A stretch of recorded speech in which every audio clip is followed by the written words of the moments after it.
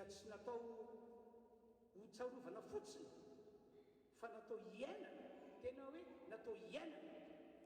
mba hahafahan'Andriamanitra miasa mitondra zavatra lehibe tsy takatra ny saina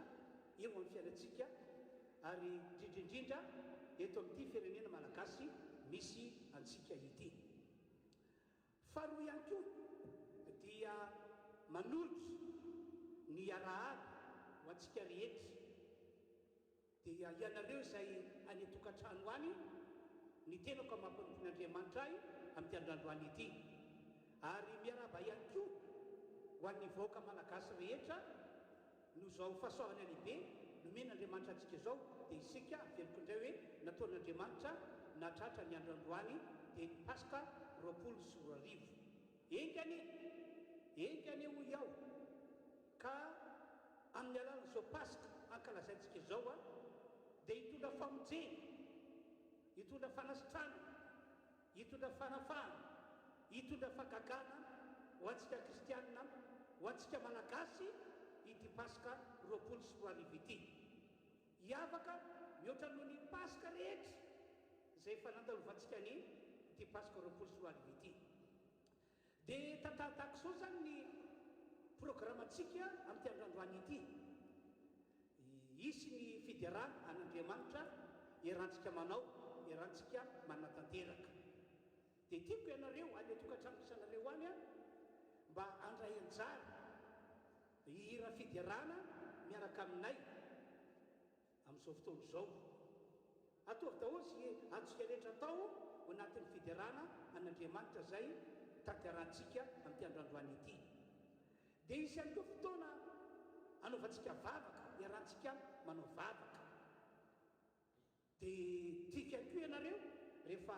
tonga amin'izay fandaran'izay tsika dia tena hivavaka tokoa, tena hivavaka hitady an'Andriamanitra marina tokoa, ary hivavaka manantena andray zavatra lehibe avy amin'Andriamanitra izany. Dia isy moa zany ny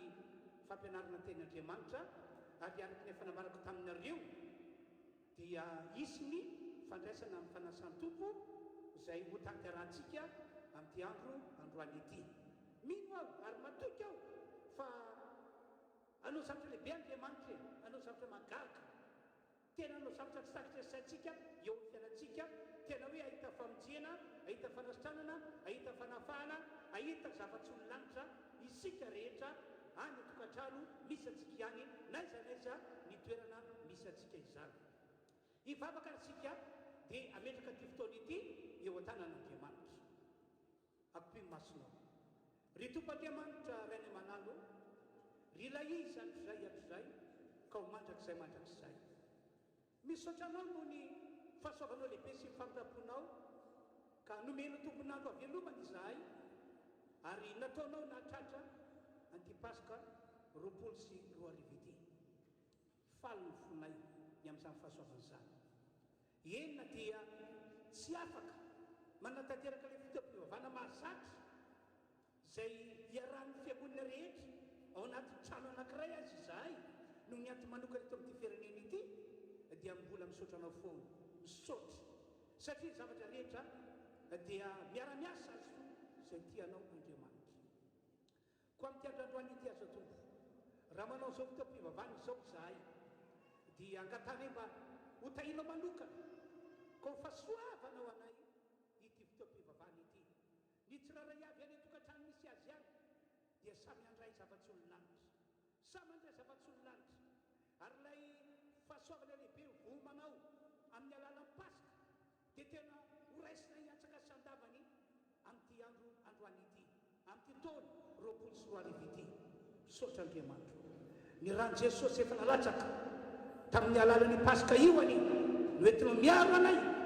androany, miaro anay amin'ity taona ity, ka dia omena voninahitra mandrakizay ianao ry Andriamanitra io amin'ny anaran'i Jesosy misaotra tompo. Amen. Ka dia mirasoa raha fahasoavanao antsika rehetra liderany tompo amin'ny alalan'ny hira anankitelo mifanesy isika,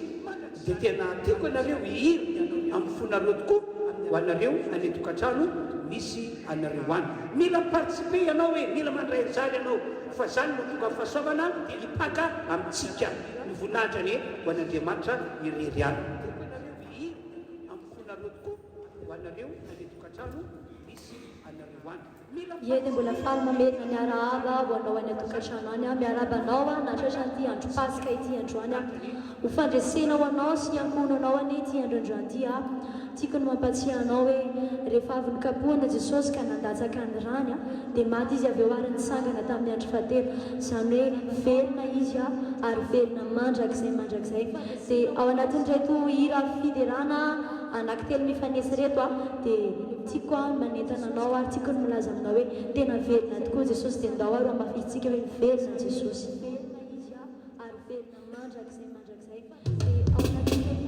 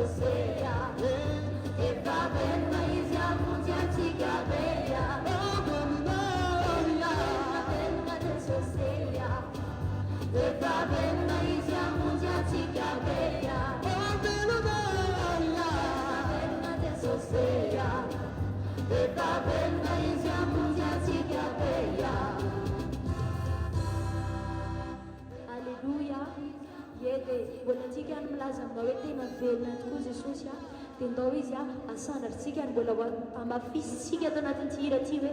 tena misandratra marin'Andriamanitra, misandratra Jesosy ary velona izy ao anatin'ity hira ity. Dia manasa anao any atokantrano mandraisa anjara fa aza mijery fotsiny fa mety eza andray anjara na dia ao an-trano azy ianao.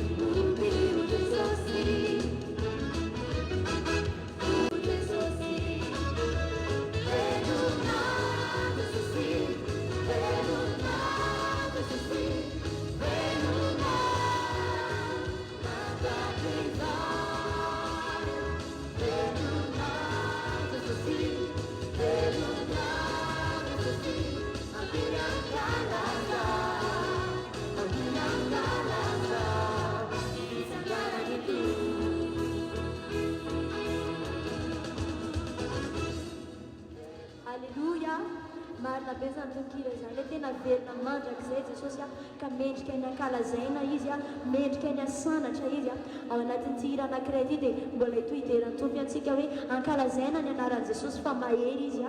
dia manasa anao ary mbola manentana trano andao ankalazantsika Jesosy ndao hopitsika izy ndao asandratsika izy.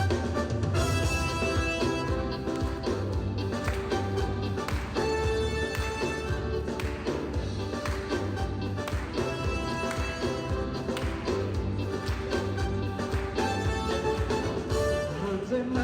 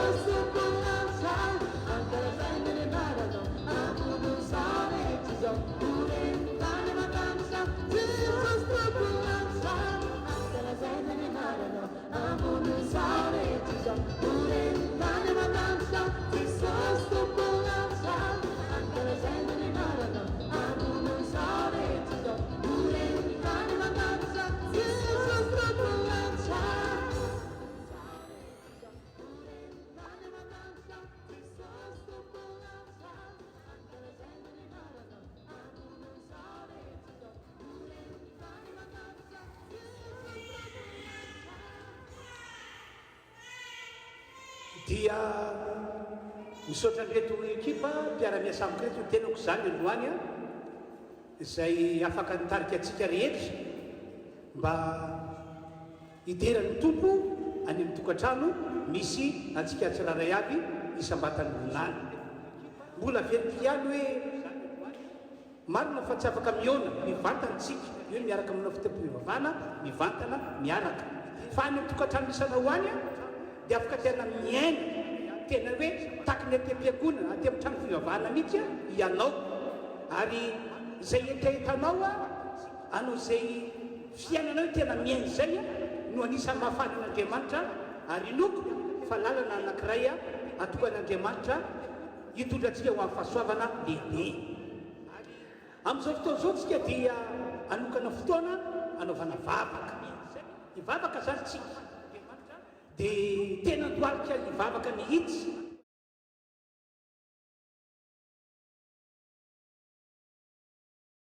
raha ohatra ka hoe tsy afaka ianao a mandoalika dia afaka mipetraka amin'ny toeranisanao ihany afaka mitsangana fa tiako hoe ao anaty vavaka iarahana manao ity dia tena izy tena etaeta mipololotra mihitsy ao anatsika ao raha ivavaka isika ka ny vavaka iarahantsika manao a dia isotra an'Andriamanitra isika no zao tsika velon'aina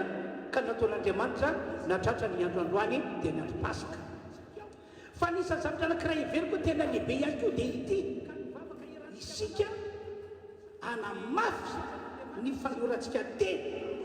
ny anamafy ny fanekentsika fa Jesosy Kristy no tompontsika mpamonjy antsika tena ho amafitsika zany zay ary amafitsika hoe Andriamanitra efa naroa tena ho an'i Jesosy aho ka tsy hevitra mihitsy na inona midona na inona mitrana tsy averako angatsitsika zany ny fanahy na dia tsy misy ary a ny fitaom-pivavahana iarahana any amin'ny trano fiangonana efa oray volana izay aseho mihitsy e le tena etaetanao no tena ho an'Andriamanitra raha matsapa moa ianao fa nanota tamin'Andriamanitra tsy nety ny nataonao eninao mihitsy hoe nalahelo ny tompo nalahelo ny fanahy masina tamin'ny zavatra nataonao na tamin'ny fiteny na tamin'ny toetry na tamin'ny fietrika nasianao dia aza mangatakandro tiako ianareo anao fifonana sy fibebahana amin'Andriamanitra ny amin'izany zavatra nataonao zany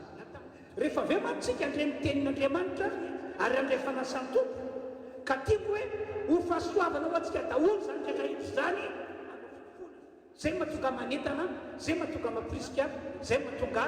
mampafantatra anareo ny amin'ny tokony ataonareo ka dia andao ary tsika rehetra hiaraka andoalika amin'izao fotoana izao andoalika raha afaka mandoalika dia atao zany a tsy afaka moa dia tsy manino tsy olona tsy fahotana akory a hoe mipetraka eo amin'ny toerana misy anao ianao na hoe hitsangana mihitsy ianao fa dia andao hivavakatsika dia ho anareo moa zay ataoko hoe tsy dia zatra loatra manovavaka miaraka hoe miaraka miteny dia hoy aho aminareo fanao ao anatin'ny baiboly a zany vavaka miaraka miteny zany niainan'ireo apôstôly niainan'ireo fiangonana voalohany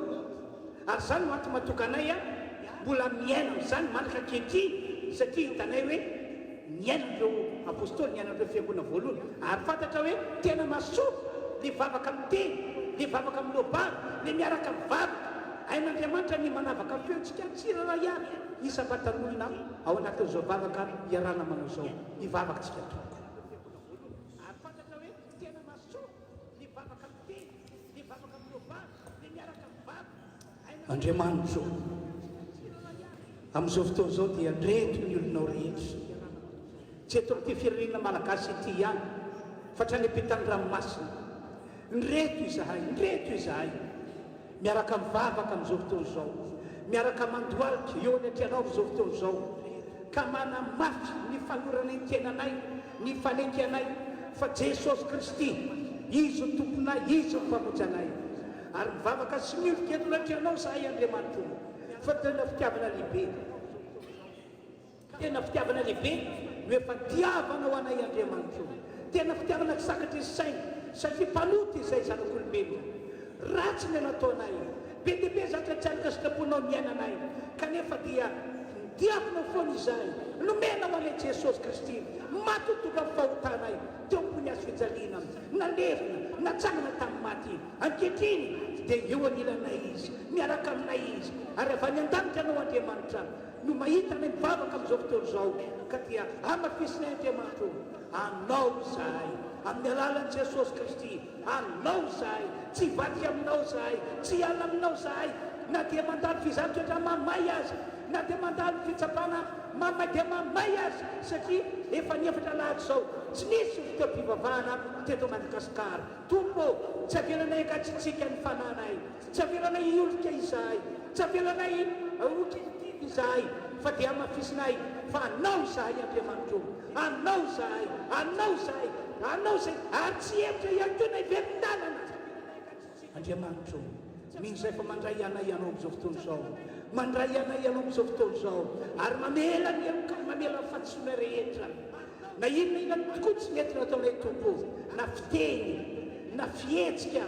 na toetra na inona zavatra ratsy miainanay fantatrao na nisy fahotana lehibe nataonay mihitsy Andriamanitra tato ato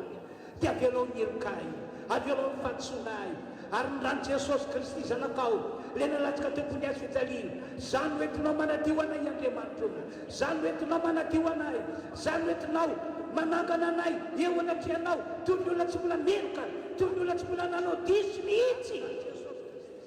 Jesosy io efa mato anay tokoa ianao fotra matonga anay mandray fanamarinana avy amin'Andriamanitra na isan'izay akizay ko mandrakizay mivavaka aminao zahay samy mivavaka tokoa samy manokatra mivavana izy samy miteny izy raiso fahasoavana lehibe ho antsika ty androandroany ity raiso fahasoavana lehibe ho antsika ty androandroany ity ataovy tena hoe pasika miavaka mihitsy pasika miavaka tsy mitovy tamin'ny pasika rehetra zay fanandaofanao ty pasika roapolo sy roa arivo ity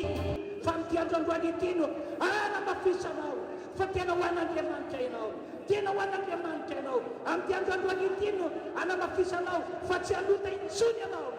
tsy hanao zavatra ratsy intsony ianao fa tena hoe ho an'Andriamanitra zato isan-jato samy mivavaka arak'izany isika rehetra samy mivavaka arak'izany isika rehetra samy mivavaka arak'izany fanetanana ataoko izany isika rehetra dia ao anatin'izao vavaka izao ihany koa dia ataontsika ifona ho an'ny malagasy rehetra ifona ho an'ny Madagasikara fa nivavaka irahantsika manao ety hoe enon'Andriamanitra avy any an-danitra enon'Andriamanitra avy any an-danitra ho famonjena ty Madagasikara ety ho famonjena ny malagasy rehetra na iza tompandriamanitra ndreto izay miaraka mivavaka manao fifonana ihany koa ho an'ny malagasy ho an'ty Madagasikara ety tsy miafina aminao ny fiampiana malagasy amin'ny ankapobeny tsy miafina aminao ny sampy amin'ny karazany zay misy eto amin'ity firenena ity tsy miafina aminao ny fiampiananay Andriamanitra koa no Jesosy Kristy zay fa mato anay tao amin'ny azo fijaliana no Jesosy Kristy zay fa mato an'ny mpanota rehetra dia mampiafo ianao fa izay zao Andriamanitra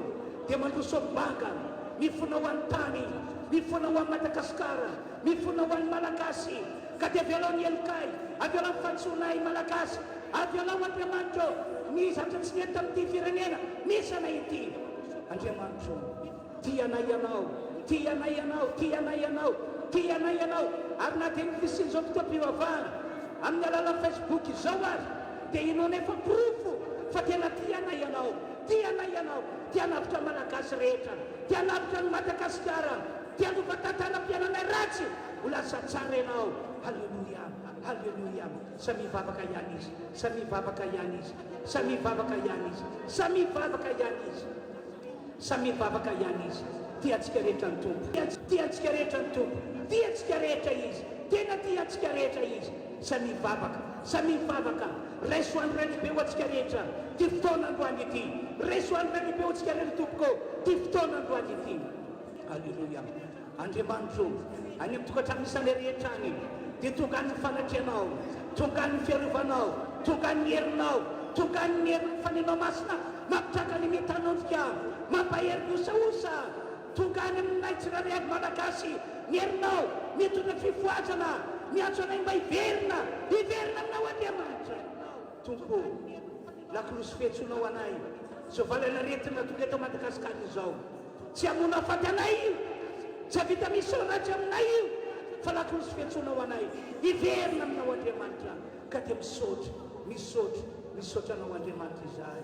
misaotra, misaotra anao Andriamanitra izahay.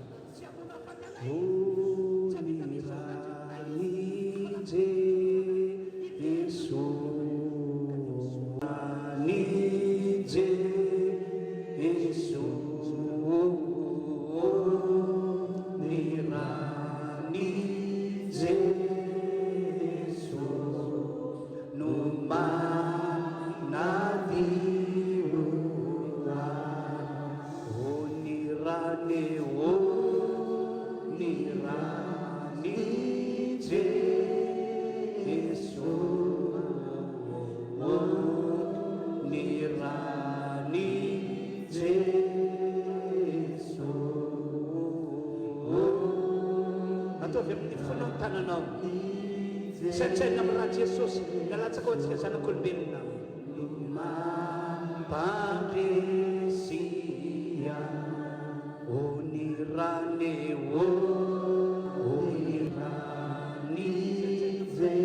satsai nama Yesus Kristi ao ka tena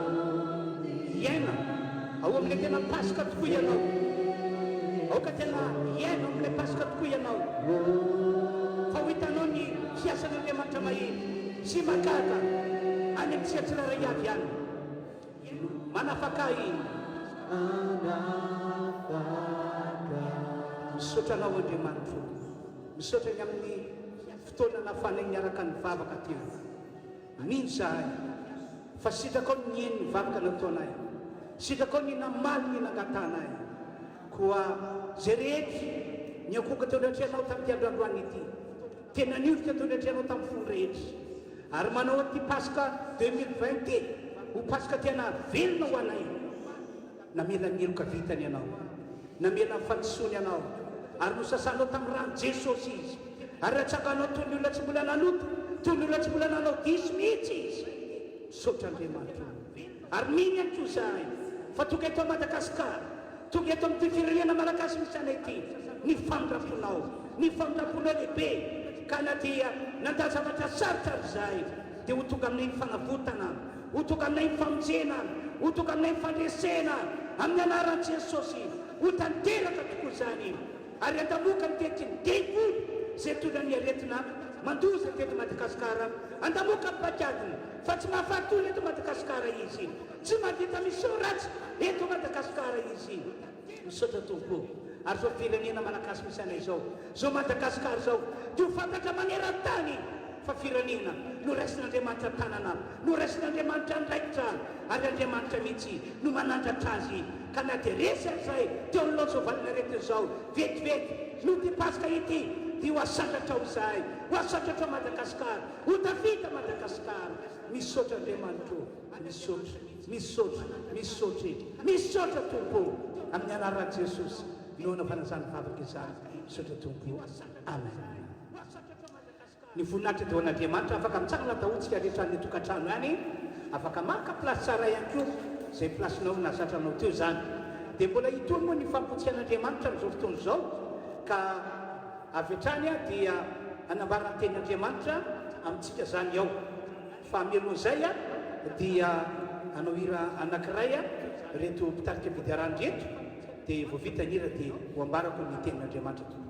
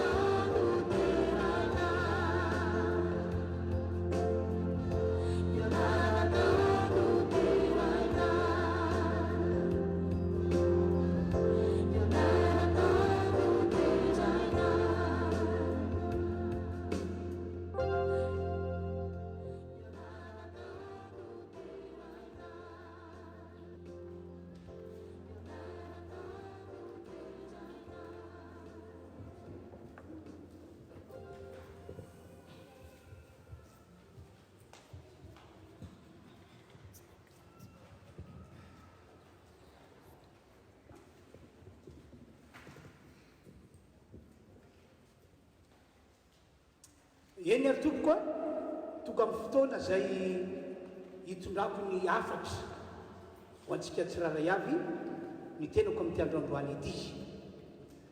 Mankalaza ny Pasika moa zany isika androany, fa sainga tsy mitovy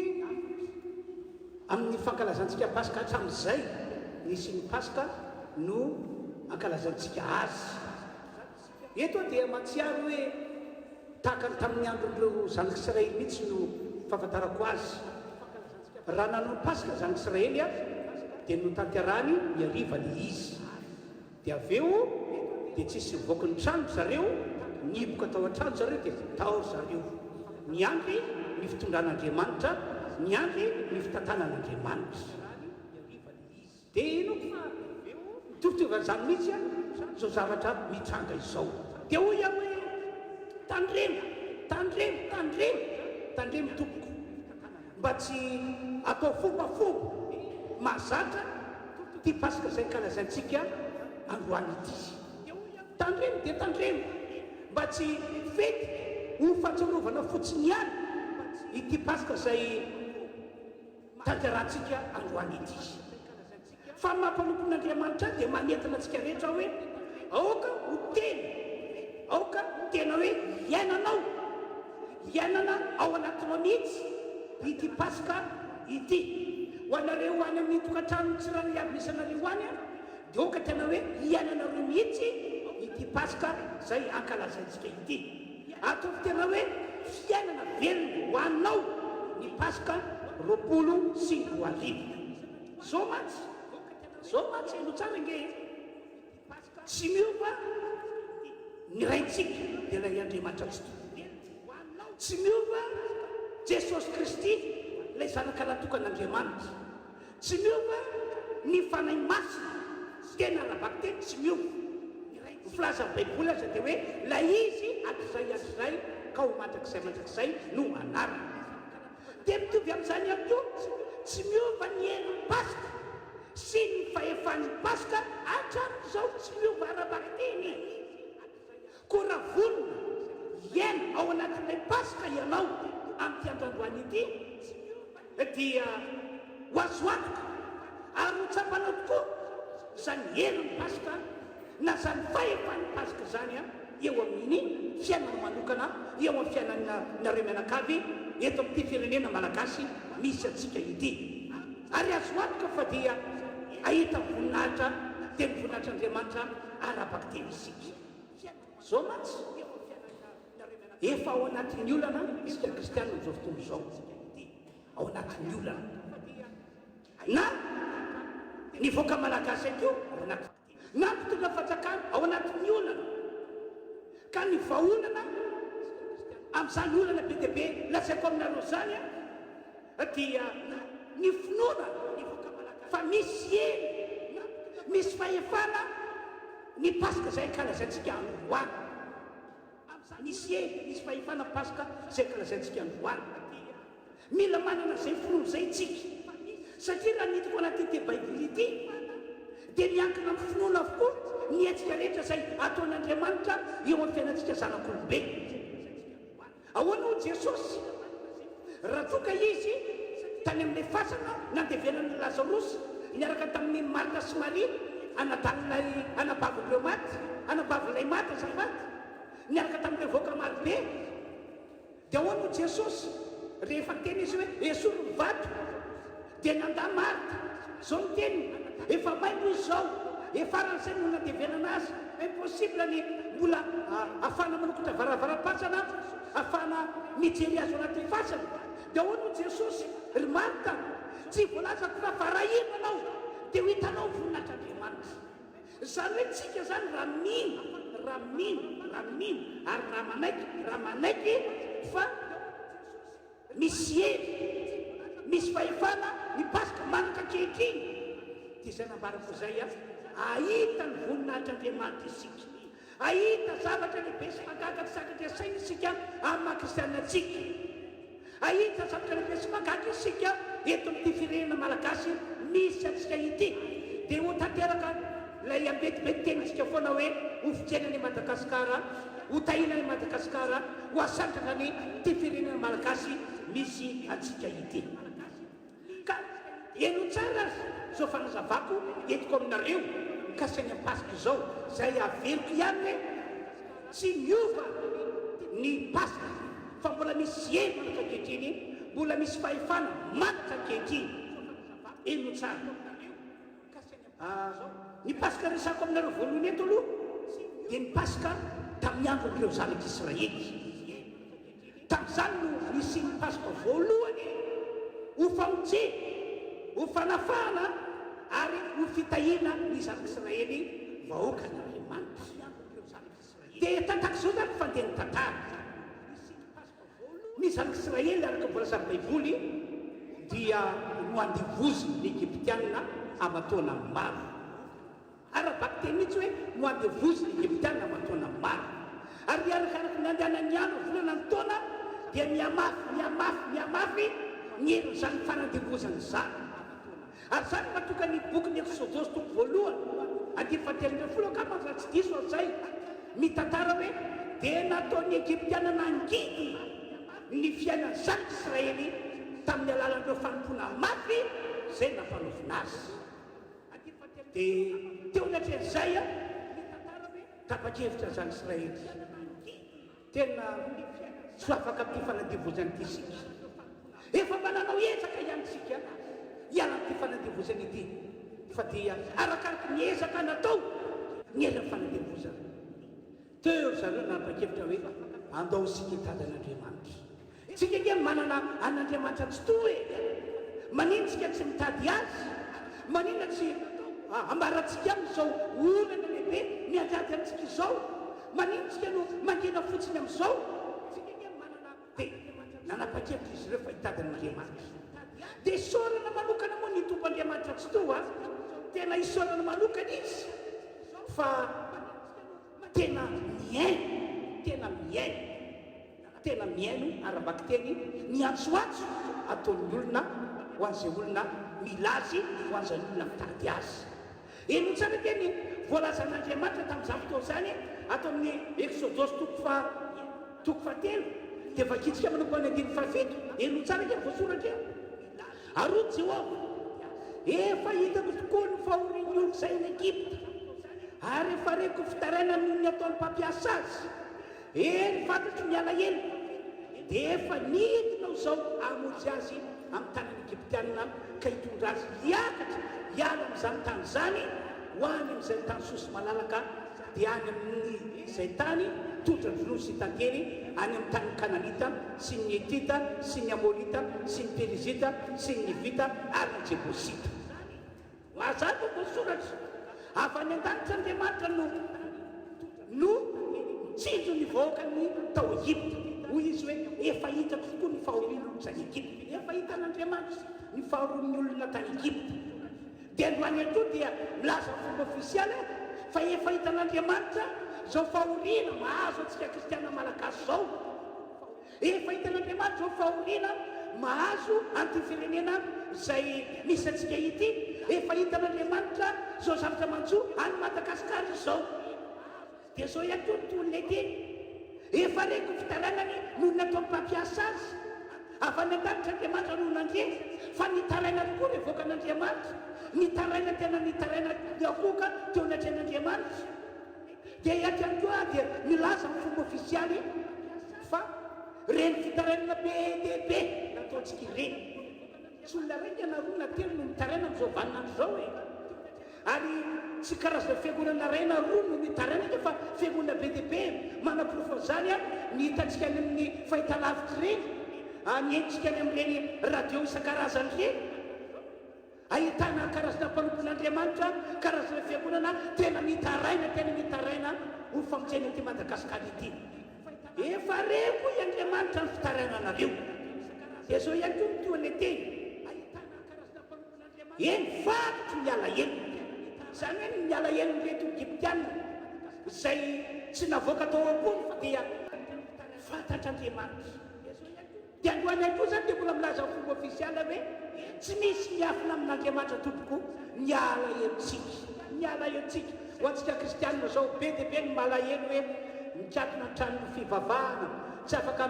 manao fotoam-pivavahana toy ny mahazatra kristianina dia misy miteny hoe pasika mampalahelo ty pasika anankiray ty tia tompoko mieritreritra ny manao hoe mampalahelo be ty pasika ity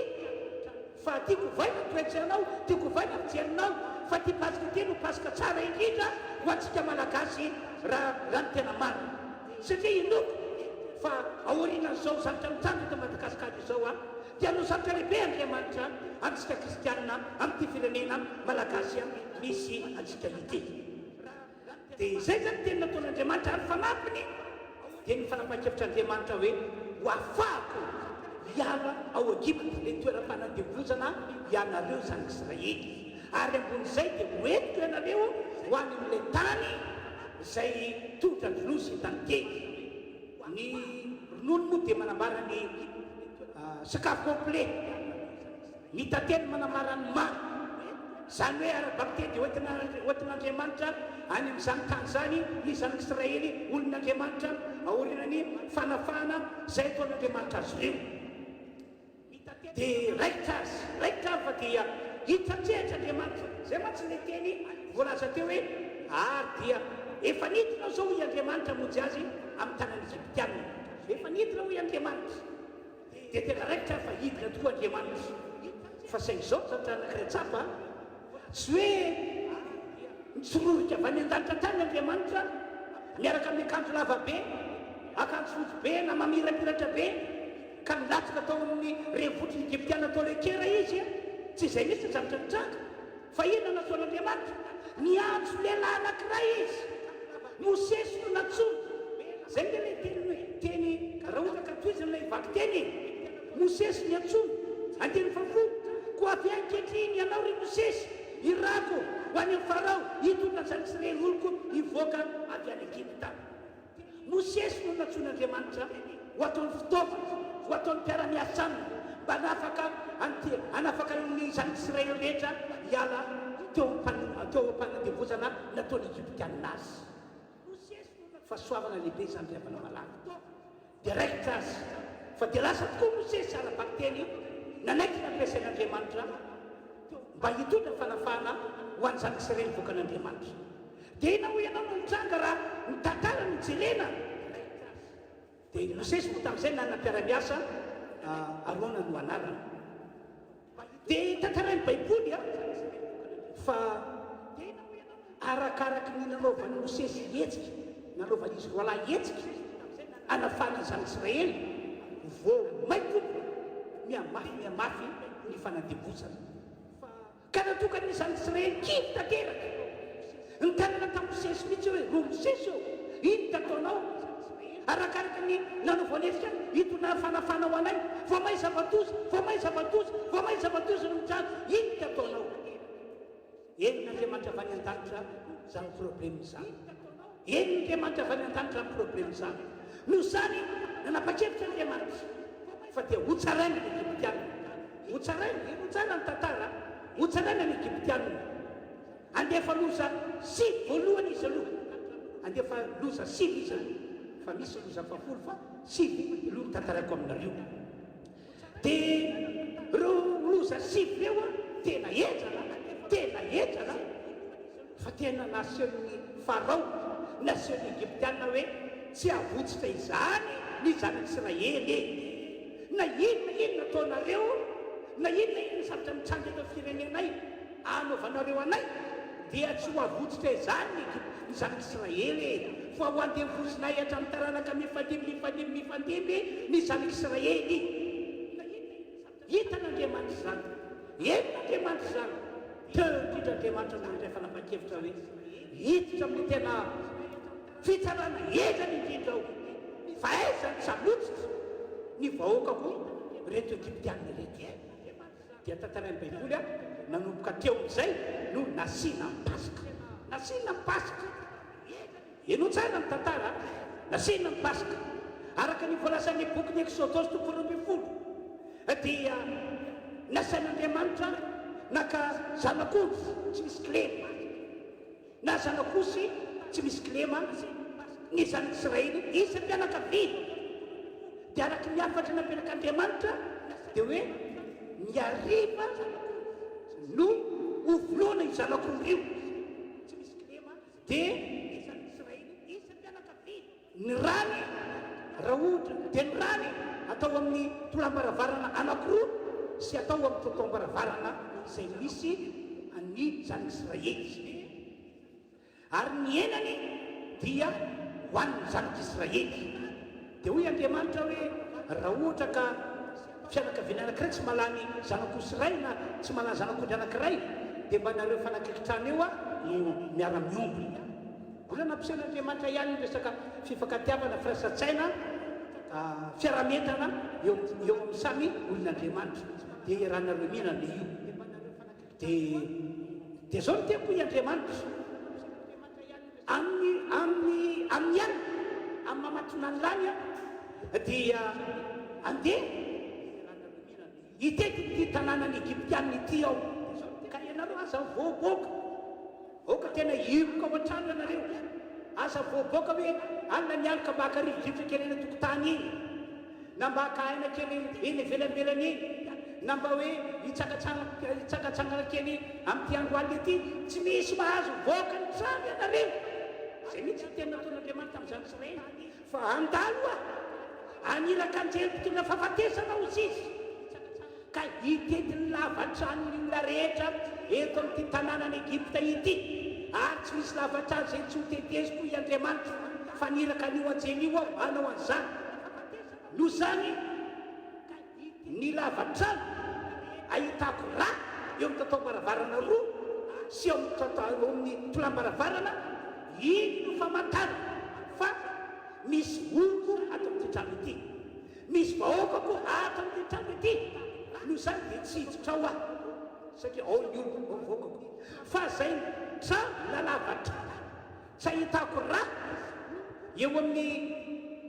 tokoana-baravarana roa na tatao-baravarana dia hidiriko ao ary voloko i Andriamanitra ny lamato ao ovoloko ny lamato ao ka dia mitandremy ianareo aza voky ny trano mitandremy ianareo aoka hiboka ao an-trano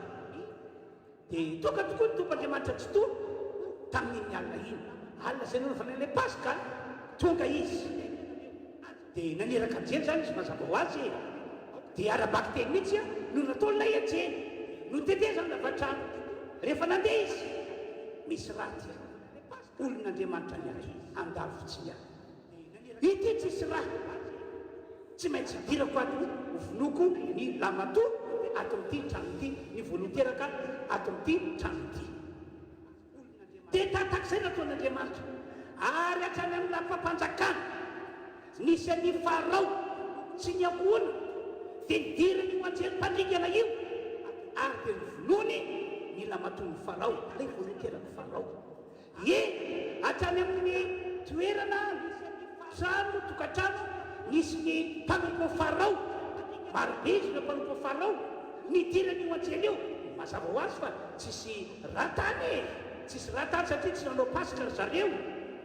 dia nidirany io anjely io dia nivonona ny vonoteraka rehetra tao na ny lamato ary tena navarina azy hatrany ampahitra toerana misy mifiopidy dia nidirany io anjely io dia zay biby vonoteraka tao no vonona daholo na firy no vonona daholo dia inona zavatra nitranga tamin'ny alina iny tena arabaky teny tompoko tamin'ny alina iny dia tsy nahandro maray mitsony Farao sy ireo mpiara-miasa ary ny Egyptianina rehetra fa lasa voaka ny lavatranony izy niazakazaka nakany amin'ny toerana zay nisy Mosesy aloha dia niteny tamin'izy ireo hoe oky zay ozy izy oky zay ho avotsizay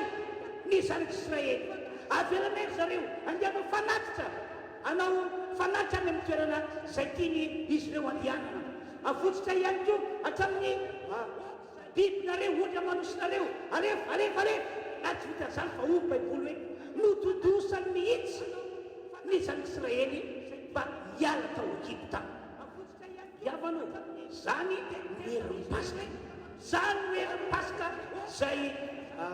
nataon'Andriamanitra tamin'ny zavatra zany atao nge vakitsika ny voalaza atao amin'ny Exôdôsy 12 hoe dia ny andininy fa 30 ihany zany le tantara ary ny forambola alina Farao dia izy sy ny mpanompony rehetra ary ny Egyptianina rehetra fa nisy fidradradrana mafy ny Egypta satria tsy nisy trano zay tsy nahafatesana andiny fanaka amin'ny temponato dia napaka ny Mosesy sy Arôny izy raha mbola alina ka nanao hoe mitsangana miala eto amin'ny vahoakako ianareo sy ny zanak'Israely ary mandehanaka manompoa any Jehova araky ny nolazainareo dia izy ary nyotra manosonareo sy ny ombonareo dia entiko arak'izay efa nolazainareo ka mandehana fa mba tsy forano ao andiny fa telotelo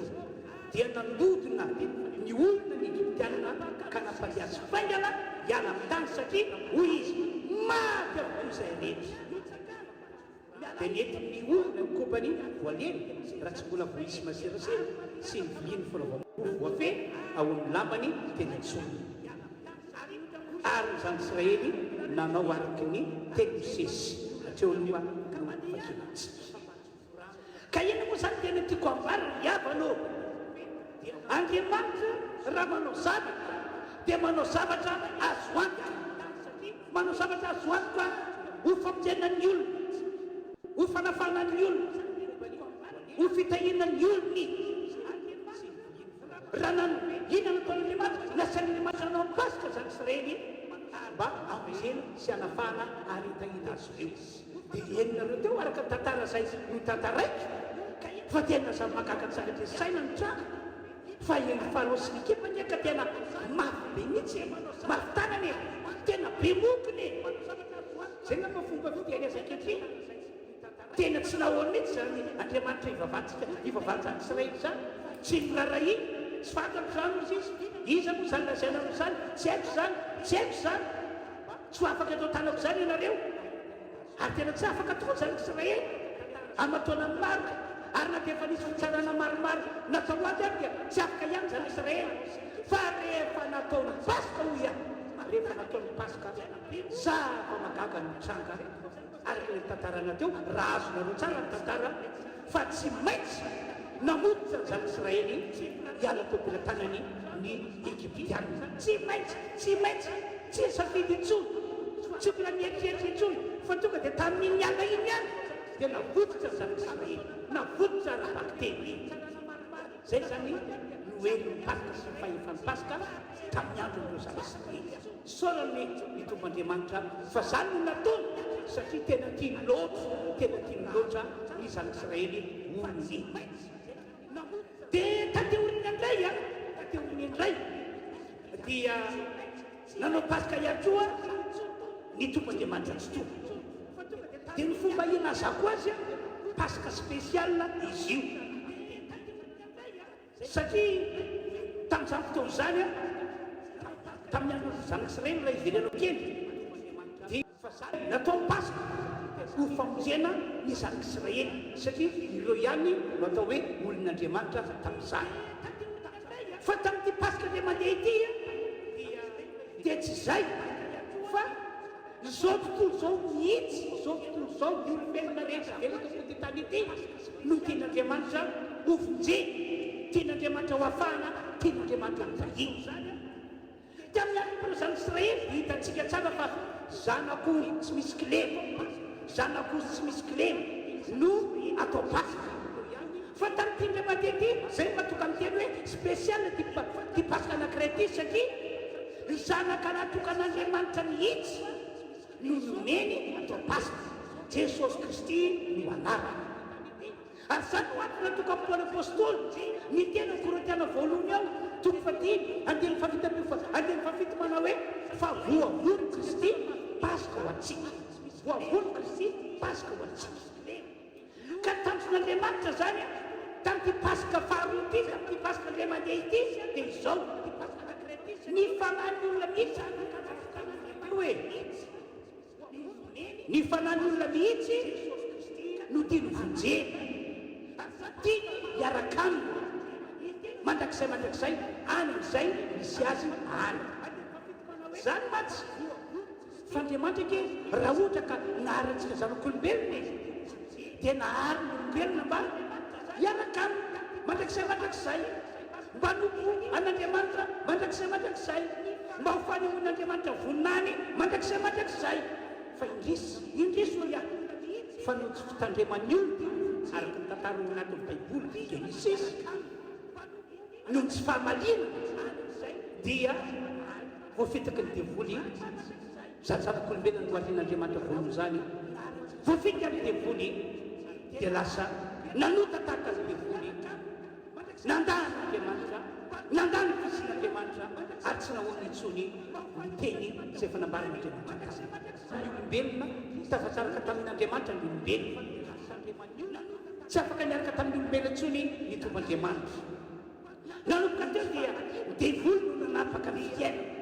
devoly no nitondra ny fiainana tsy resany intsony leo karazana ozona ny tatao teo amin'ny zanak'olombelona sy teto ambony ty tany ity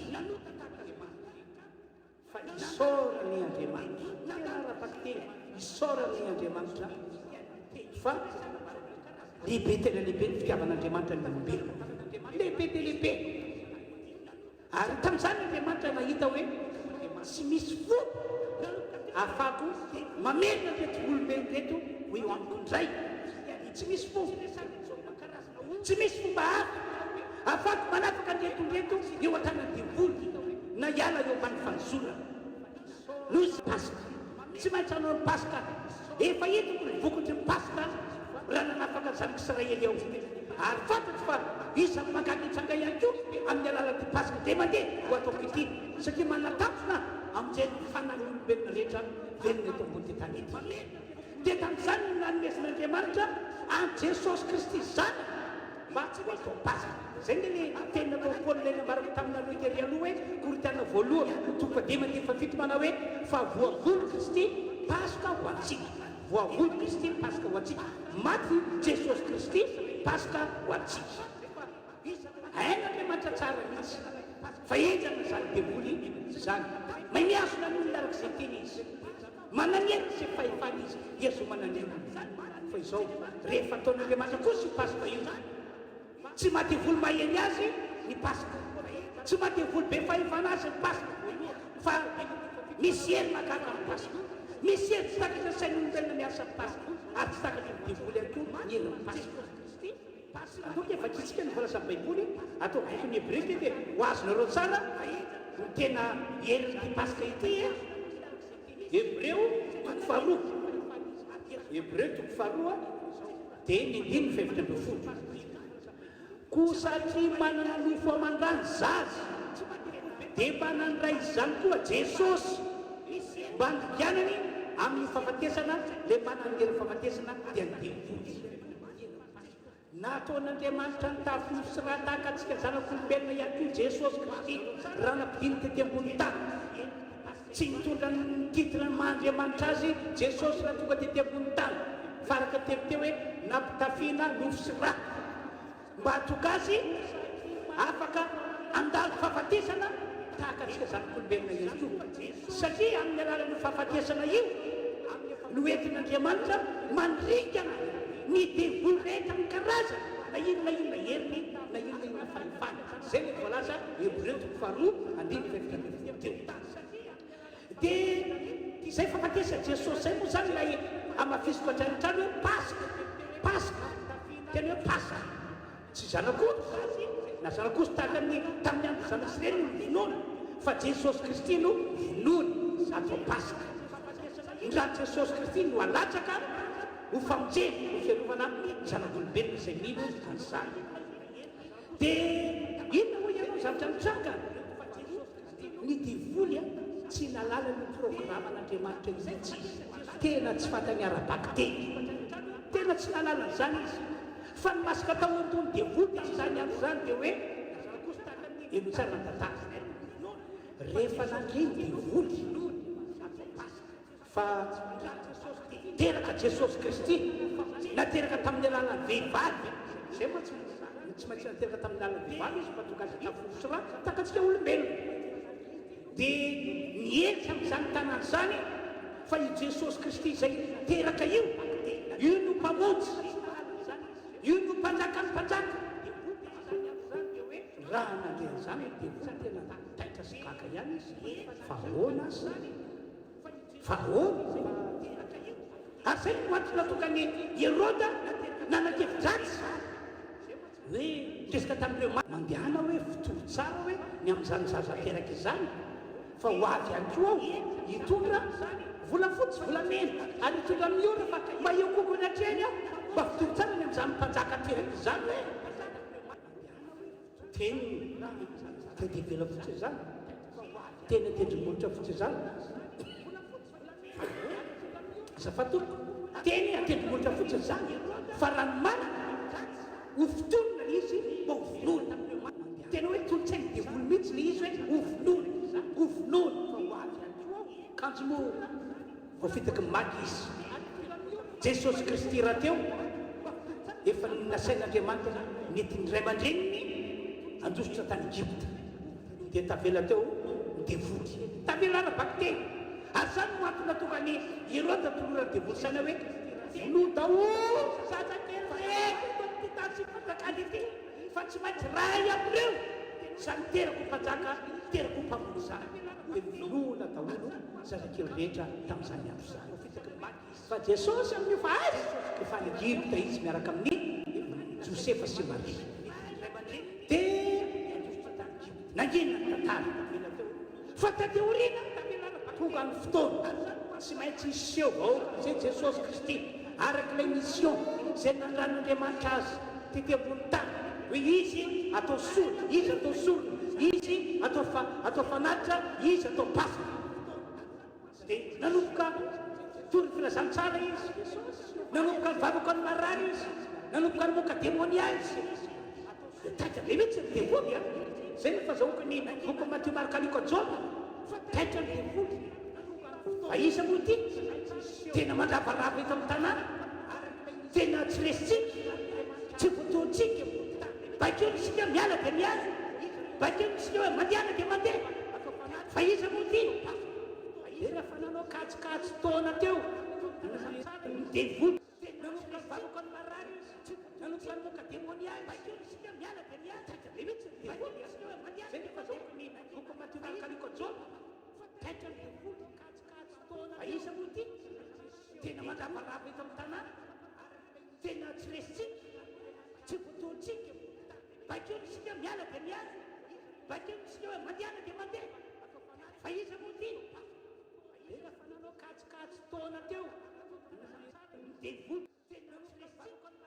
tsy voatoantsika demonia bakeo nisika miala dia miala bakeo nisika hoe mandehana dia mandeha fa izy moa ty taitra ny devoly katsikatsy taona teo izy moa ty tena mandravarava eto amin'ny tanàna tena tsy resitsika tsy voatoantsika bakeo nisika miala dia miala bakeo nisika hoe mandehana dia mandeha fa izy moa ty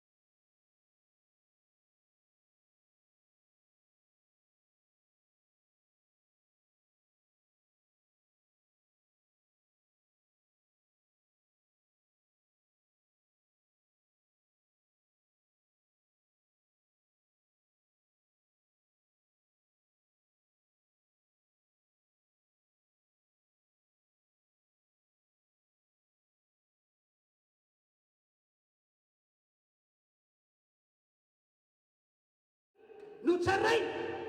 dia ty ny zavatra anankiray nitranga tamin'izany fotoana izany Pilato ny tsara marina ny Pilato dia tsy hitako izay eloko ty lehilahy ity rehefa tena diniko tsy hitako izay anamelo anazy toy ny fanao amin'izao akatoko pasika zao dia mila mamotsitra jolay anankiray tsika ka tianareo ve raha fototra ho anareo ty le raha voalaza hoe mpanjaka jiosy ty taitra be ny tamin'izany tena taitra mihitsy izy iny ty atao ty diabolata iny ty atao avy atrany izy rehetra dia miresaka atao contact amin'ny olona be dehibe natidina teo asa manaiky jesosy any no vonono jesosy anofonona samanaika ary tsy nisy navelany dia olona anankiray aza mba nilatsa-pakata tamin'izany fotoan'izany hoe avy alao sy nivotsitra fa io ilay nanasitrana ny zanakay, avy alao sy alao amin'izao fanamenoa zao fa io ilay nanafaka zanakay tratrany demonia, avy alao izy a fa io ilay namoky any tamin'ny alala mofidimy sy trondro anankiroa. Tsy nisy na dia tamin'ikely olona anankiray aza nanangana pakata tamin'izany fotoan'izany mba hofakasana jesosy, fa ny azy dia hoe jesosy omboly iny nafy satria divolony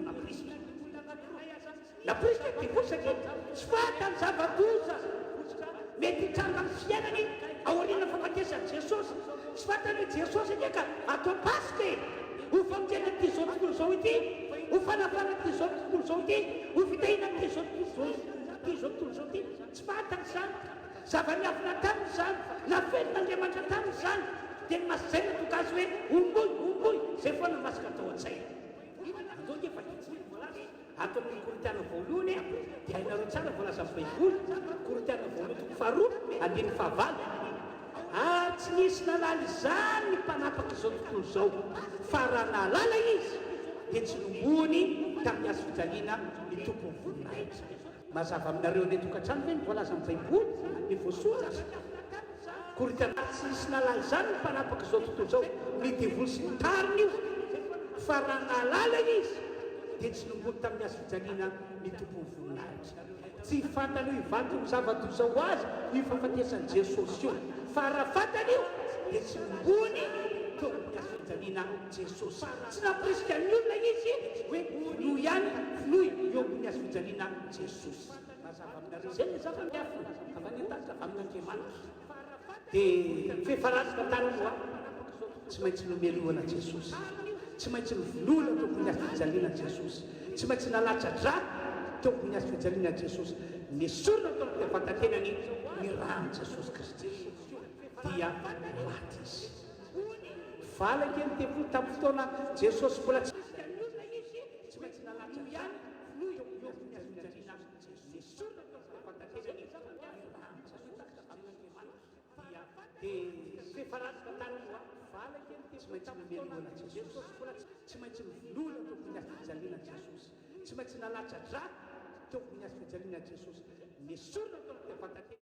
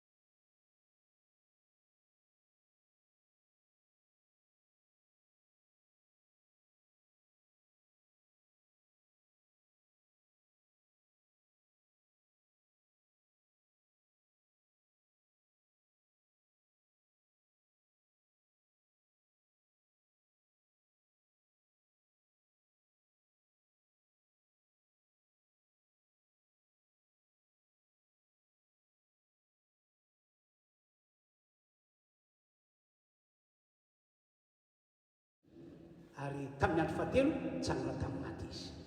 ka somary veneno kely le pasika teo. Zany zavatra zany no mitranga satria natao pasika Jesosy,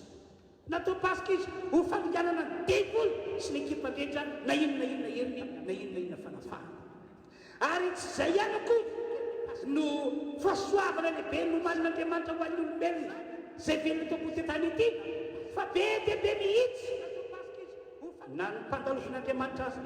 pasika Jesosy, natao pasika Jesosy azy ho famonjena ny fanatsika olombelona,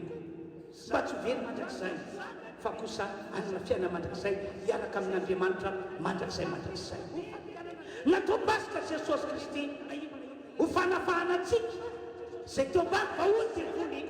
ka natonga antsika olombelona ao anatin'ny olana amin'ny karazana. dia volana eny mbaty tiaretina coronavirus ity fanakeza amin'izao fotoana zao fa afaka niditra teto Madagasikara e na dia efa natao azy azo atao mba tsy diran'izany valana retina zany fanakeza e fa amin'ny alala zao paska karazantsika androany zao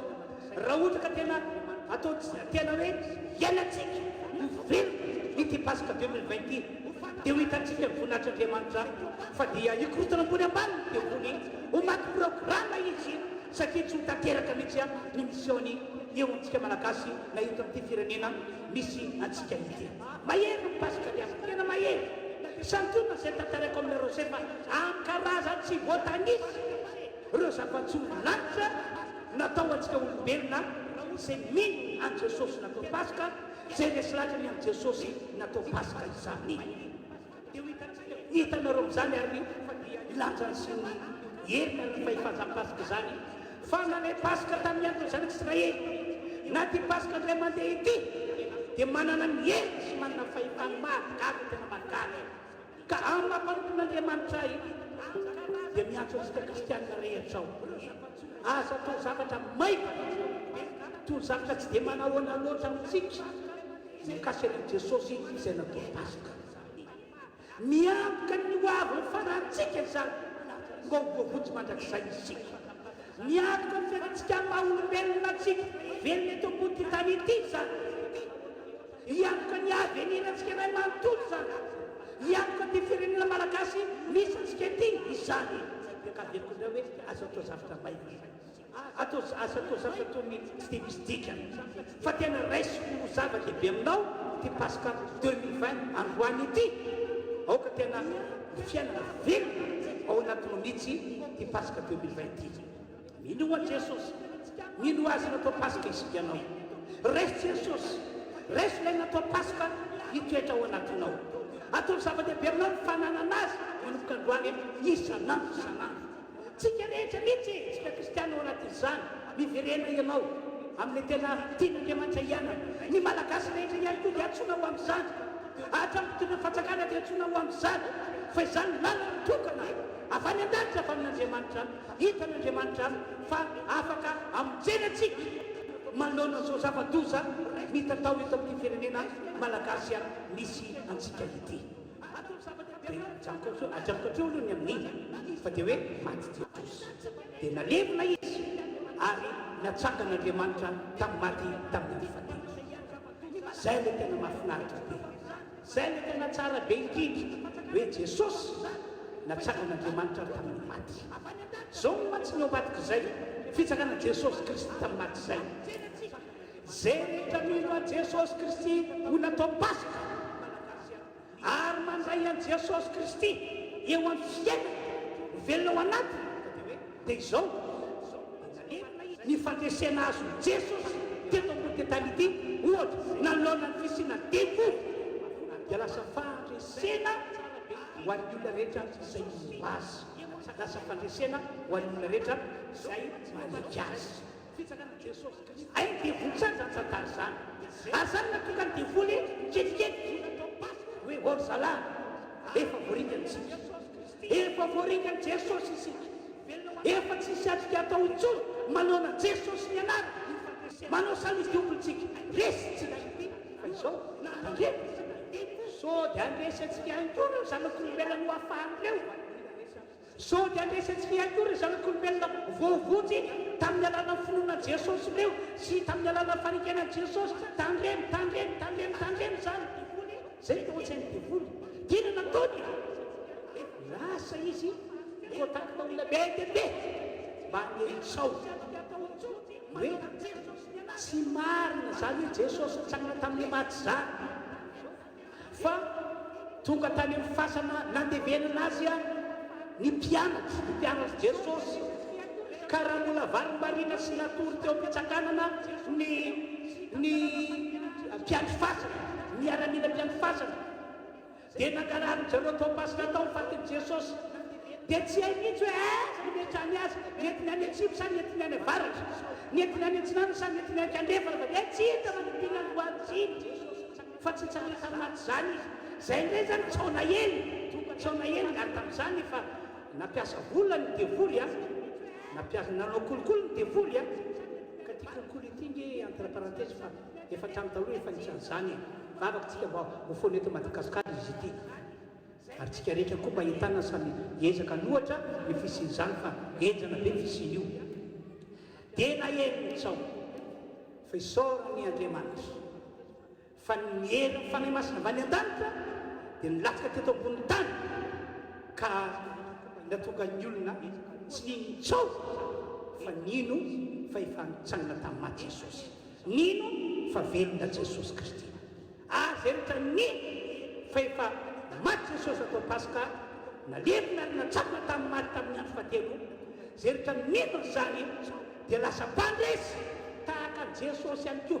ka ny devoly izay teo tamin'indro teo aloha tingitinginy namatana naketsy toerana misy azy ankehitriny ao mba hafalakitontsika hitsaka tsatsika kristianina, hitsaka tsatsika zay mino Jesosy ho natao Paska, zay mino Jesosy ho efa nalevina, zay mino Jesosy ho efa tsakana tamin'ny maty. Zay mahatonga Jesosy niteny hoe nary fitopolona moa ty gaga sy talanjona ny amin'ireo demoniaky navoakanareo tamin'ny anarako dia mivoaka fa efa nilokanareo nge fahefany anitsika miko simena rano ary resy mienitry nana favana ary tsy sampaninonareo zany mbola tsy maty akory raha Jesosy dia efa mieny azy fahefana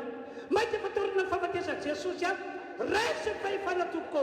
mba toka ny devoly tsana fahefana amelantsika kristianina, tsana fahefana amela ty Madagasikara ity resy fahefana ampiasaony anara Jesosy roy devoly nitondra ny aretina coronavirus teto Madagasikara roy izy any toery izy any ary terena amin'ny anara Jesosy hoe afaka Madagasikara sikana ny marary resy totika ny devoly fa rezany nataontsika io fa tantarany Madagasikara ity manomboka androany Paska 20 resy vaovao mafalo antsika rehetra zay nandre zay ny afatra netiko zany dia miatsa ny voninahitra ho an'Andriamanitra irery any farany taorinany Paska nanafan'Andriamanitra zany Israely dia nivoaka tao Egypta niaraka tamin'ny arehibevavy ary tsy janona teo fa dia nentin'Andriamanitra ho any amin'ilay tany tondra drono sy tantidy tany nanany zareo any nafananana mbola tao Egypta ihany dia efa nandray fahasoavana ny zanak'Israely ray matoa aorinany ny finoantsika an Jesosy ho natao Paska dia mino fa izy fitahina lehibe ataon'Andriamanitra antsika kristianina azakivy mihitsy anao za mitanofika hoe tenina raharaha ty ho antsika mpanompon'Andriamanitra rehetra mpitarika kristianina azakivy hoe tsy afaka nanao fitoam-pivavahana efa ray volany zay sisy lasa zao ny olona tamin'izao ny olona azakivy ianareo fa manana faharetana miandro fitondran'Andriamanitra fa raha mihitsika fa Jesosy natao Paska ary nitsanga tamin'ny maty dia hivaky ho fitahina daholo zao zavatra rehetrarehetra mitranga amin'ny fiainantsika izao ary tsy hoe tsika zay mino Jesosy any mitahina fa dia isy fahasoavana be ho ataon'Andriamanitra eto amin'ity firenena malagasy misy antsika ity zao malomasa afaka maly zao nisy pastera anankiray niantso amin'ny telefona dia zao niteniny resy lahatra pastera fahoriana zao zavatra mitranga eto amin'ny firenena izao tsy tsika ihany no ahita fitahina fa Madagasikara mihitsy dia hoia hoe amen ho tanteraka zaka raha mino anareo dia ho tanteraka aminareo ihany koa zany ho anareo any tokantrano misy anareo any andeo hivavaka tsika rehetra mivavaka dia aza mirorosaina mihitsy mahakasika any amin'ny Jesosy natao Paska aoka tianao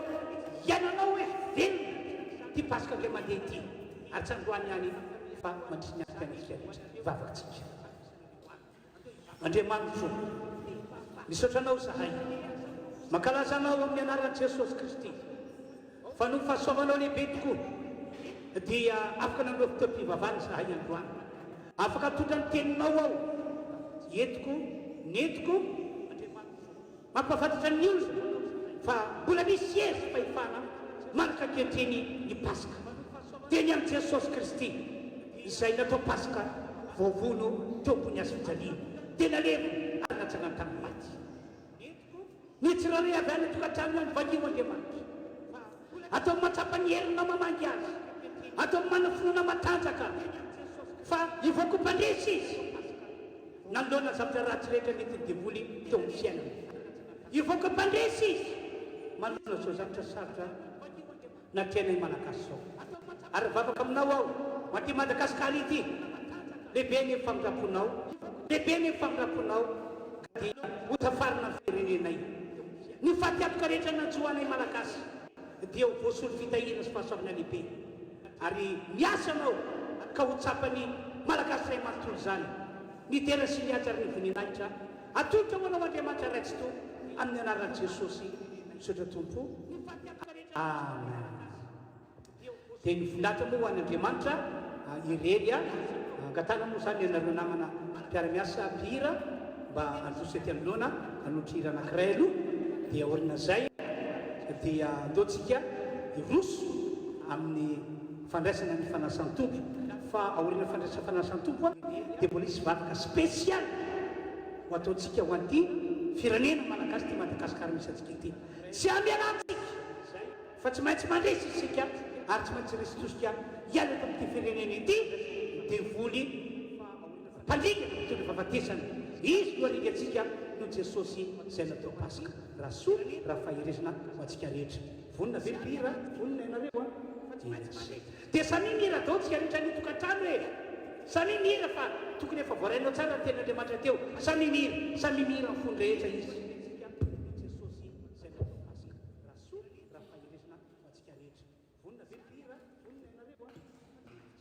dia samy mihira dao tsika rehetra ny tokantrano e samy mihira fa tokony efa voarainao tsara ny ten'Andriamanitra teo samy mihira ny fony rehetra izy ataovy amin'ny fona manontolo aritiry ity dia tsika nandratra an'Andriamanitra.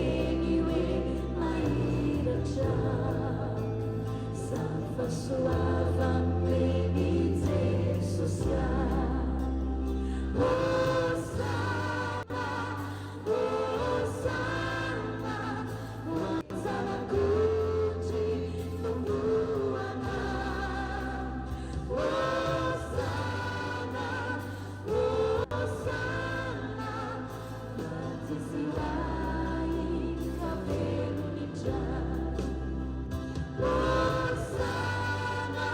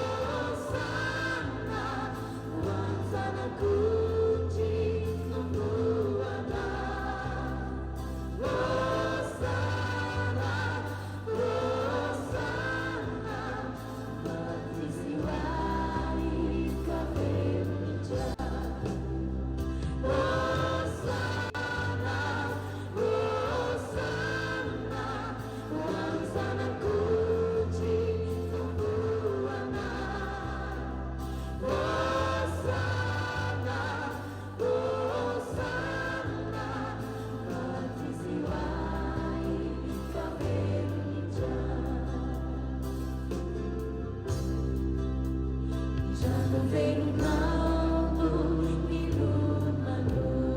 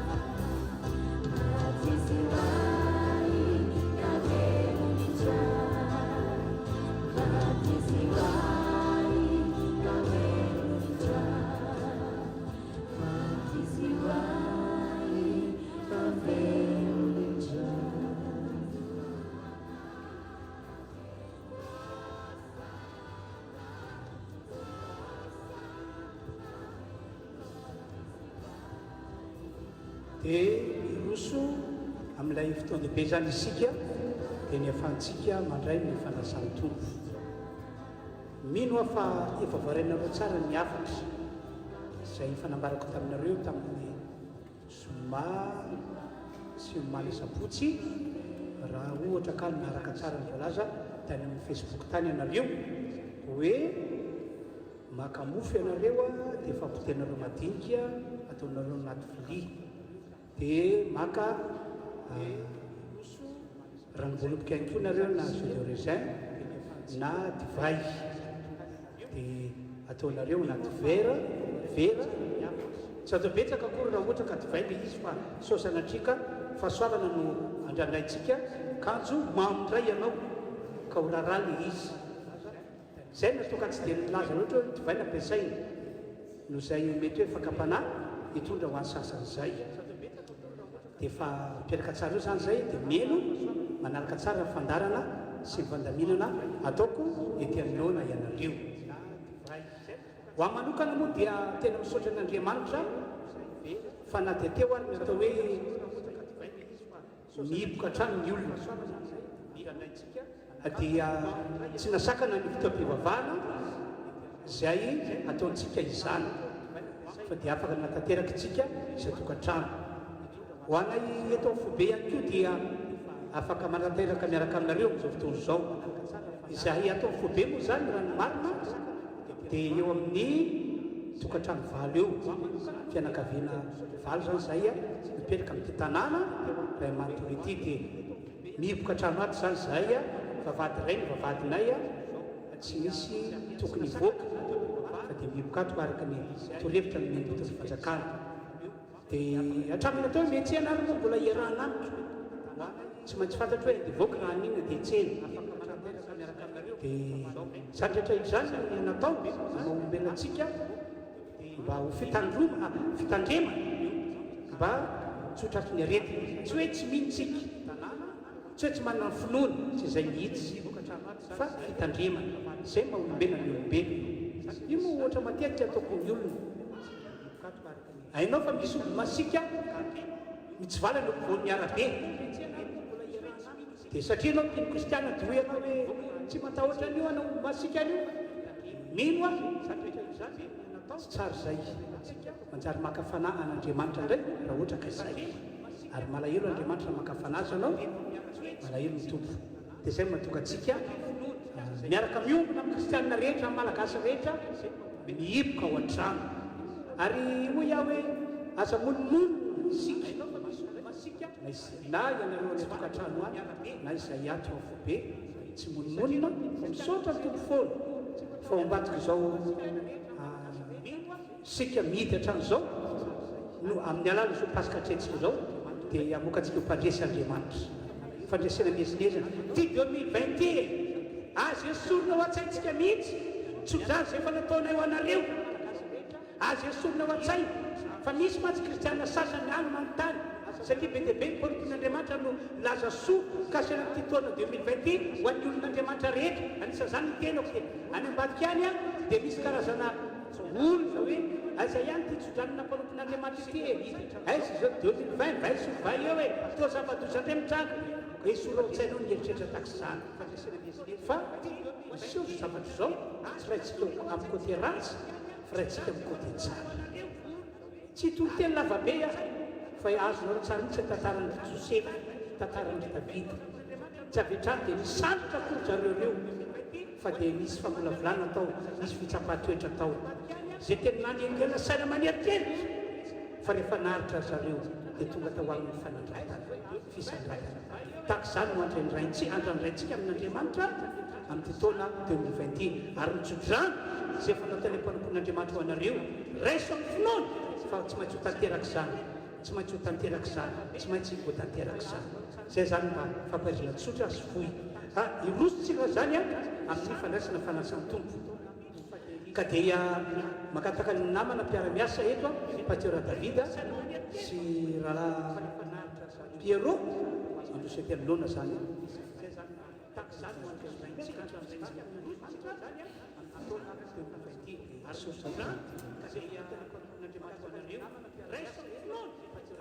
tanterak'izany tsy maintsy ho tanterak'izany tsy maintsy tanterak'izany zay zany daoka iomana taontsika rehetra ny tokantrano any a azao fotoana zao amin'ny fandraisana fanasany tompo ka dia amaky baiboly isika atao amin'ny Korintiana voalohany ovaketsika amin'ny anaran'i Jesosy zao zany daoka iomana taontsika rehetra ny tokantrano any toko fa raika ambin'ny folo andininy fatelo-polo manokatreo fa izao efa nandray tamin'ny tompo izay natolotra anareo kosa fa Jesosy tompo tamin'ny alina iny izay namadia anazy dia nandray mofo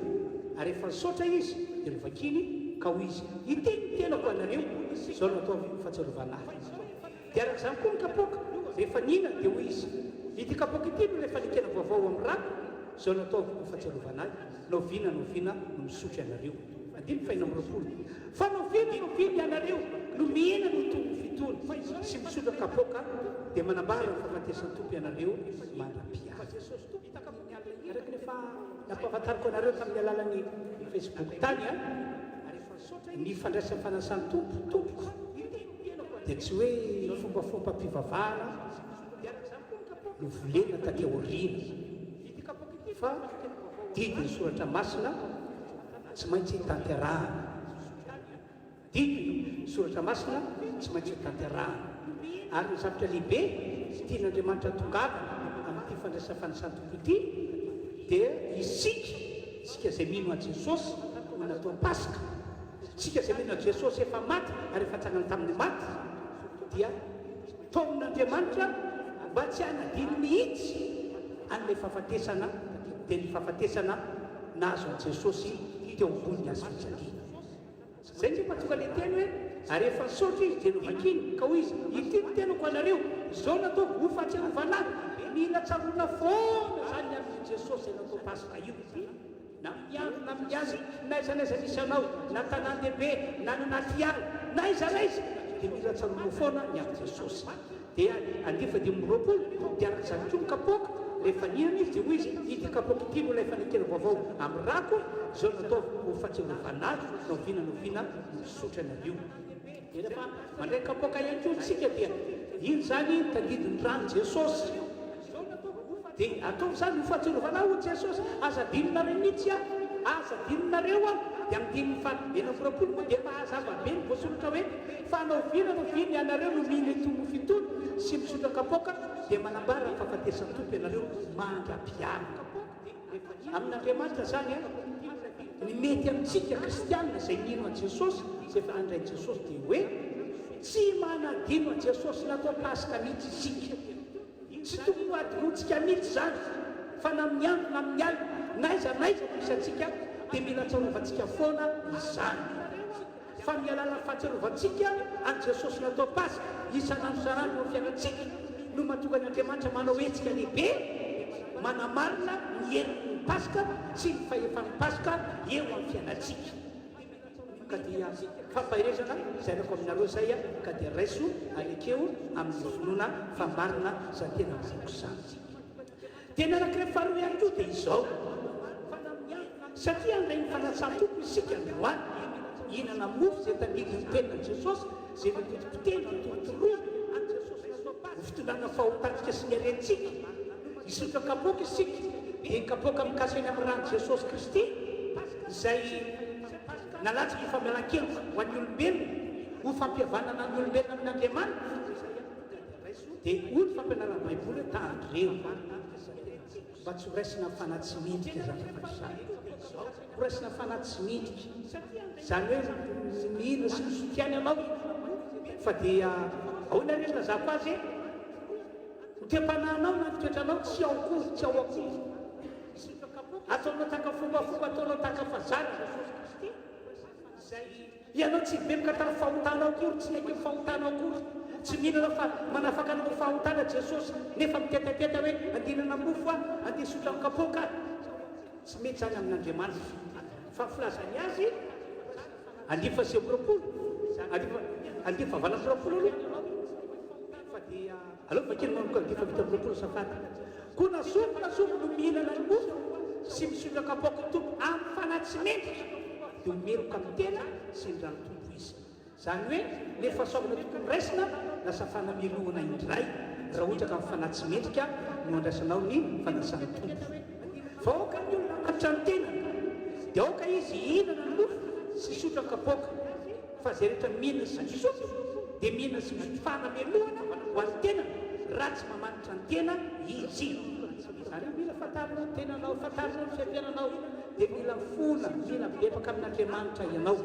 efa nanao an'izany moa zany tsika tamin'ny voalohany teo fa raha ohatra ka mbola tokony hivavaka ihany anao no fifonana dia atao fa tsara mihitsy zany amin'izay fahasoavana ho antsika kristianina zao fandraisa fanasana tompo zao sady fahasoavana ho an'ity Madagasikara nosy malalantsika ity dia andao hivavaka hatrany tsika loazy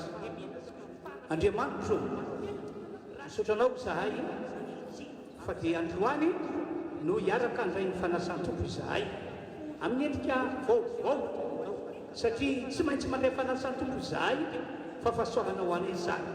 tena fahasoavana lehibe ho anay izany na dia any amin'ny tokantrano misy anay ihany azy izay tsy raray avy Andriamanitro manao fifonana eo anatranao mpanomponao izay misotena ny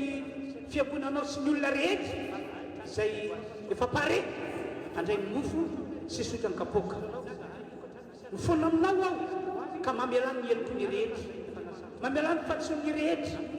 mba tsy inona sy sotra amin'ny fanatsy mendrika zany izy fa raha inona sy sotra izy dia anao tem-panahy akasitranao ane izy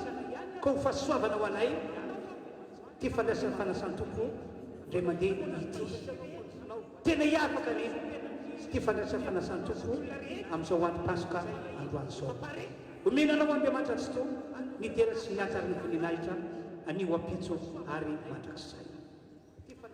dia angatanitsika rehetrarehetra ny tokantrano any hitsangana amin'ny toerana misy antsika tompoko angatantsika hitsangana tsika rehetra ny tokantrano any dia mba misy ray aminareo fianakaviana na ianao raim-pianakaviana za na ianao raim-pianakaviana na izay voatendrinareo ao an-trano ao mba aka le vilia misy an'le mofo dia aka le vera ihany koa misy ny divay dia mba hizara izany ho anareo mianakavo an-trano dia tsy avy an-trano akory dia atao ny vavaka na atao hohanina le mofo na hohanina le divay fa andraso indray toromarika manaraka izay entiko anareo amin'ny alalan'izao fandarana izao ka dia hitako izany koa nareo amin'ny rahalahy ho anareo mianakavo an-trano dia tsy avy an-trano akory dia atao ny vavaka na atao hohanina le mofo na hohanina le divay maka ny mofo dia maka ny divay ihany koa dia meo dia ramantsika aloha zany amin'ny alalan'izao fandarana izao ka dia hitako izany koa nareo amin'ny rahalahy dia saria zara zany any amin'ny satrano antsika rehetra zany samy mizara zany any amin'ny satrano antsika rehetra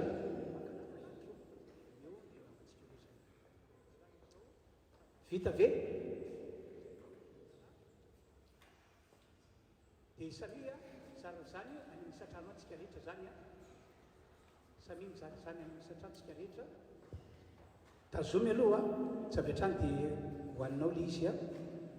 afaka mandray ny fanasany tompo dahotsika rehetra efa nandray an' Jesosy sy efa nanotena ho an' Jesosy resy lahatra fa Jesosy nipasoka ho antsika dia nalevi narintsana tamin'ny maty ary velona manaka ankehitriny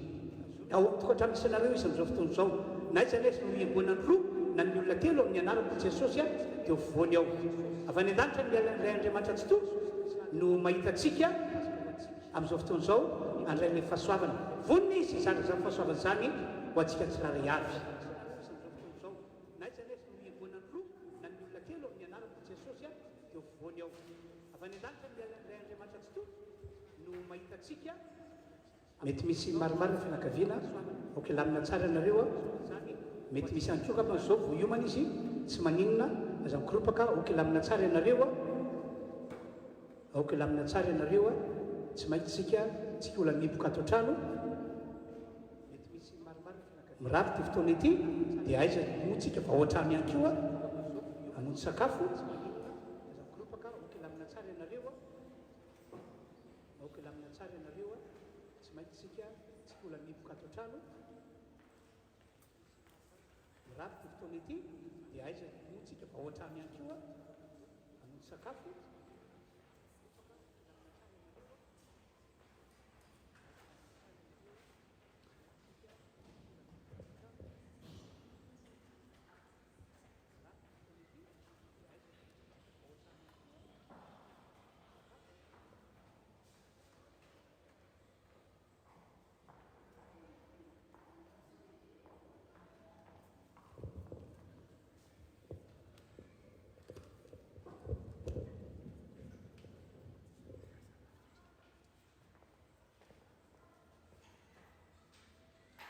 dia araka ny voalasan'ny koritana voalohany teo toparika ambe folo a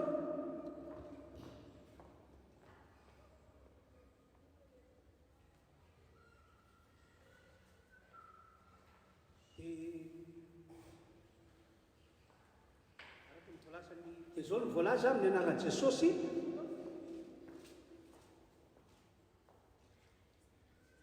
ary zao efa nandray tamin'ny tompo izay natolotra anareo kosa fa Jesosy tompo tamin'ny alina namadina azy iny dia nandray nofo ary efa saotra idilovakiny ka hoy izy ity no tenako anareo zao nataovy ho fahatsiarovanahy ary zao efa nandray tamin'ny tompo asandrapaka zao le nofo inatanitsika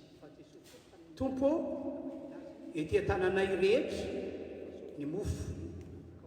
tandindo ny tenanao ity zay torotoro potipotika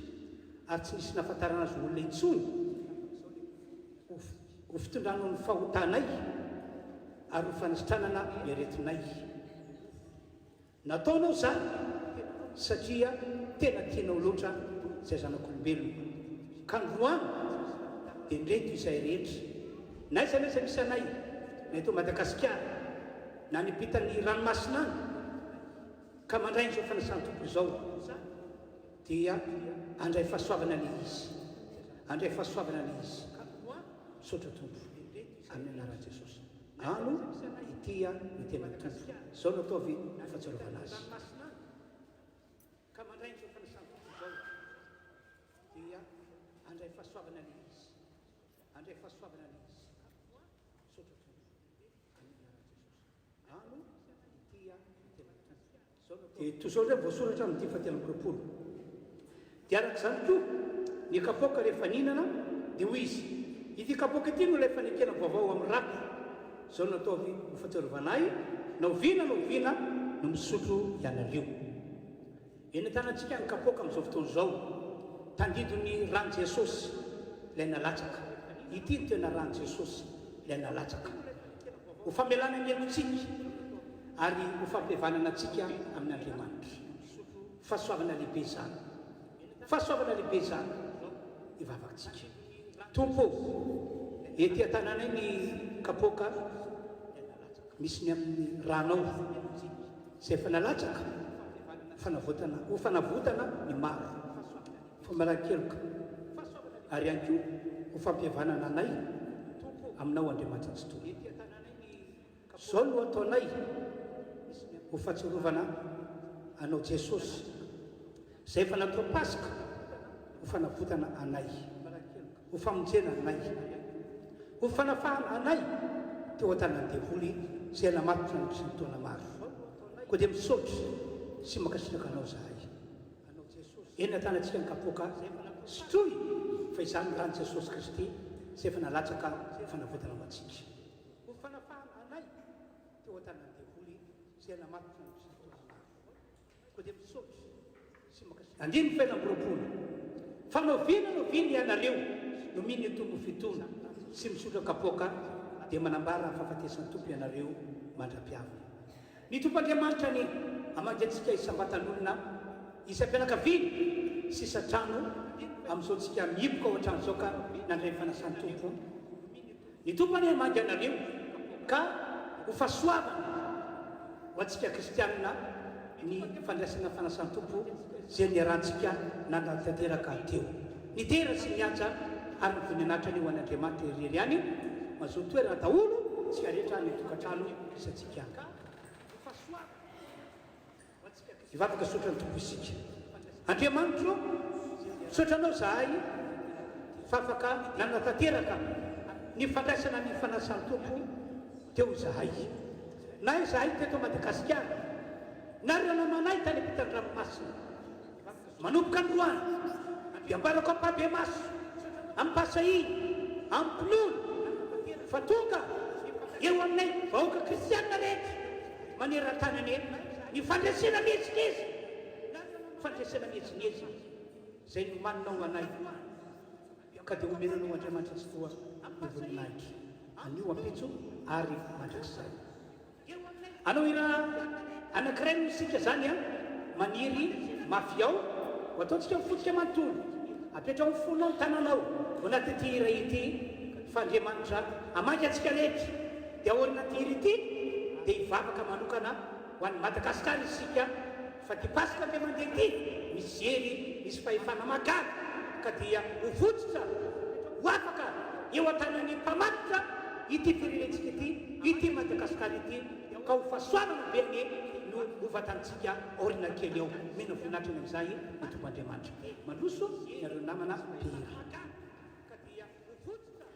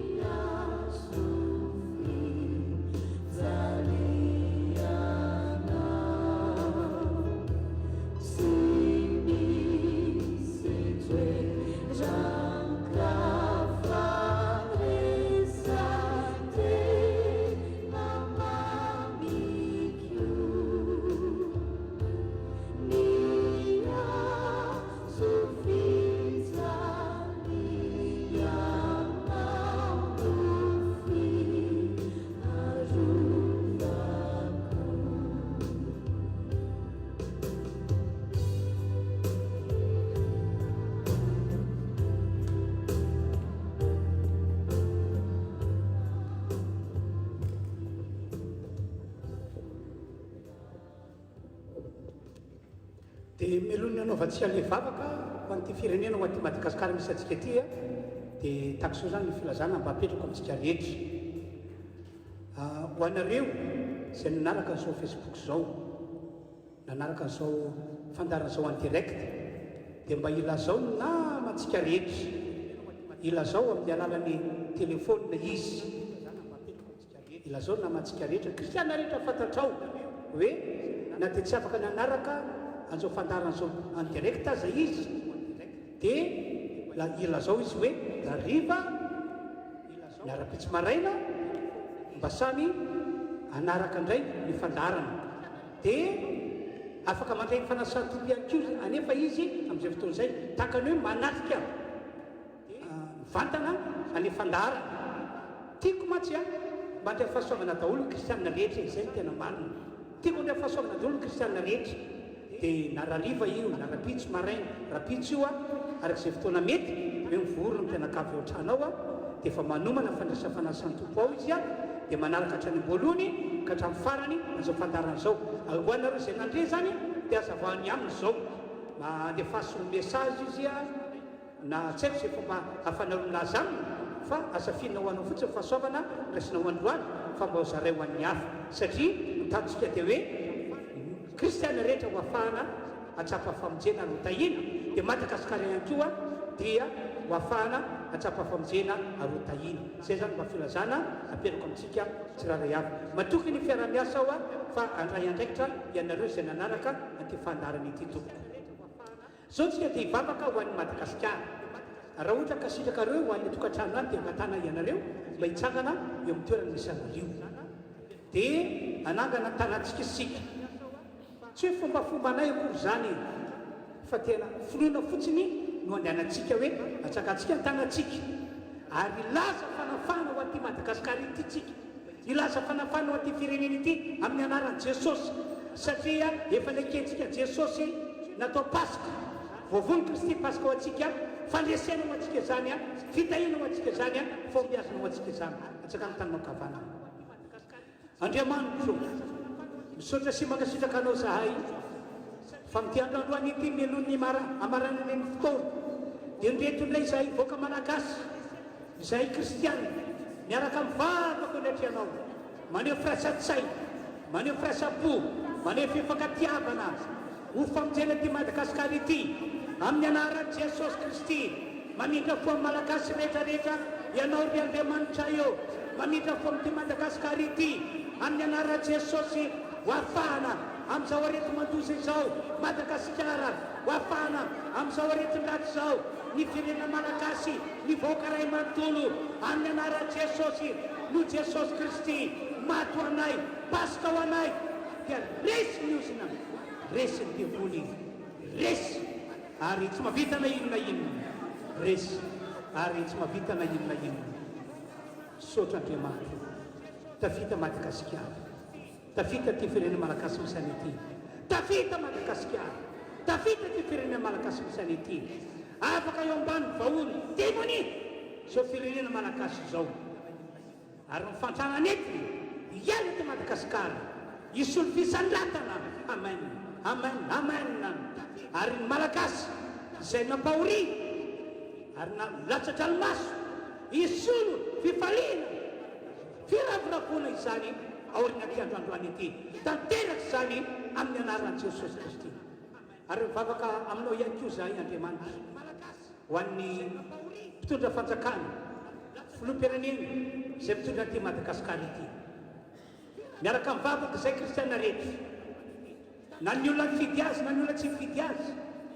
dia miray fo zahay, miray feo zahay mba hisovena Madagasikara, mamindra fo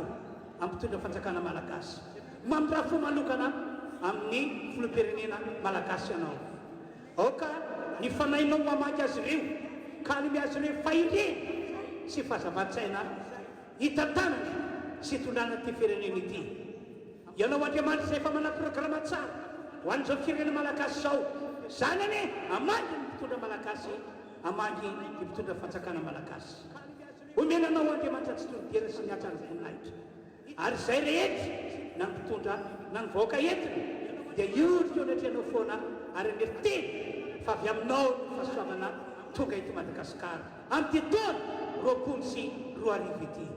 Misaotra Andriamanitra, misaotra amin'ny anaran'i Jesosy. Halleluia.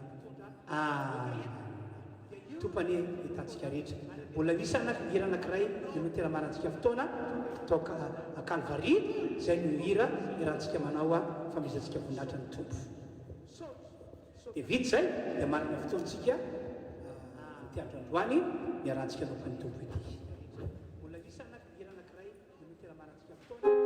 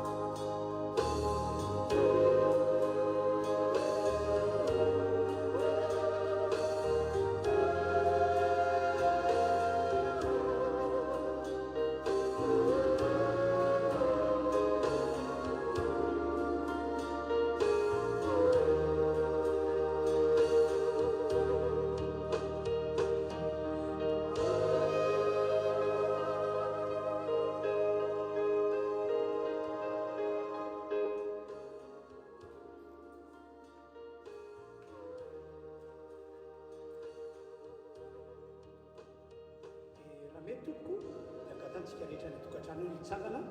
amarana ty fotoana androany ity dia araka nambarako teo dia isotran'andriamantsika fa vita somatsara ny fotoam-pivavahana izay miarahantsika nanao androany tamin'ity alahady ny paska 24 arivo ity ary tsodrano metiko anareo ny tompany itorantsika ho afahasoavana lehibe tokoa amin'izao paska aorina zao paska androany izay nanaovantsika ny fotoam-pivavahana izao vavakantsika andriamanitra misaotra sy mankasitraka anao aho izay rehetra fa afaka nanao fotoam-pivavahana tamin'ity androandroany alady ny paska ity misaotra fa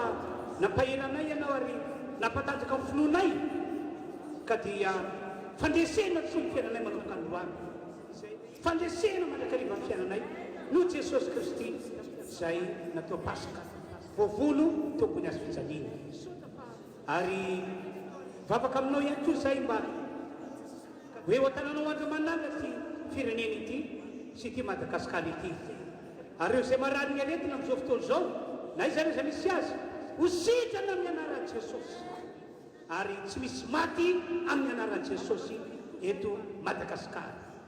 manaitra zany teny ataona izany ianao ny andriamanitra io ary mijoro aho amin'ny fiadandroany ity mitsodrano amin'ny anaran'i jesosy kristy ny fahasoavan'andriamanitra ny tanamaherin'andriamanitra ny voninahitr'andriamanitra ane ho amin'ny fiavonana kristianina sy izao firenena malagasy misy anay izao ka na aiza na izy ny toerana misy anay na ny atsiny na ny avaratra dia homany mandrakariva ane ny fiainan'iny malagasy ary na ny atsinanana na ny andrefana ny misy azy dia tsy alaminy ane ny tananao mahery ho anao andriamanitra tsy to ny tera sy ny atrarany voninahitra anio ampitso ary mandrakizay amin'ny anaran'i jesosy amen dia miratsa antsika tompoko dia miraratsika rehetra sa manao fety-sambatra tokantranao dia miraratsika ko sa mahasoto homana ho tain'andriamanitra dahotsika la tompoko